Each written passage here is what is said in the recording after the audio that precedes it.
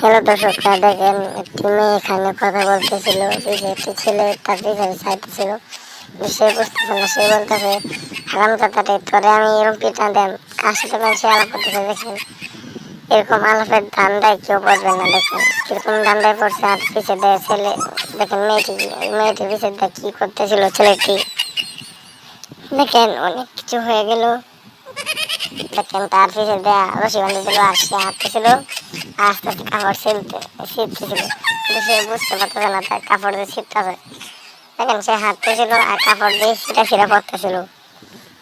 শেষ পর্যন্ত দেখেন বিদ্যালয় কি করে তারা দুজনে। দেখেন দেখেন টানতে তার পুরা জামাই ছিঁড়ে ফেললো, কিন্তু তার এখনো খোঁজ পায় নাই।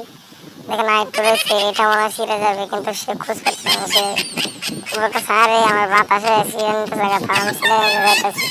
দেখেন সে এতে পারবে অনেক সুন্দর করে আগে হয়ে যাচ্ছে, বাতাস হয়েছিল, তার বাতাসে আমাকে ছিঁড়াতেছে।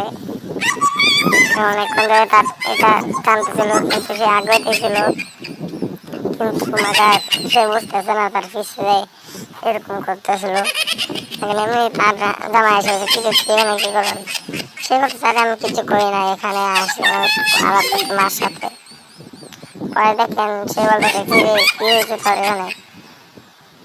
জামাই জামাই জামাই তোর পিছেটা গিয়ে এই খানা তোর পিছে রাখিয়েছে, দেখ সামনে বাচ্চা আমাকে কথা করছে, দেখুন কিছি রশিদের তলায় সত্যি করে তোর জামা ব্যাগটা ছিল সে তোরে আর জামা টামা কিনে যাবো না, তুই এখানে আলাপ করস, তুই জ্ঞান রাখস না তোর পিছে কি হইতেছে।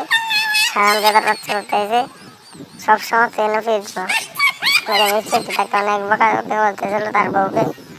অনেক কিছু করার পর দেখেন তার ছিঁড়ে ফেলছিল, ছিঁড়ে ফেলা দেখেন সে যাইতেছিল কান্দে, কিন্তু ছিঁড়তেছে না। দেখেন ছিঁড়ে ফেলে সে যাচ্ছে জায়গা, সে বলতেছে জায়গা হারাম দাদা আজকে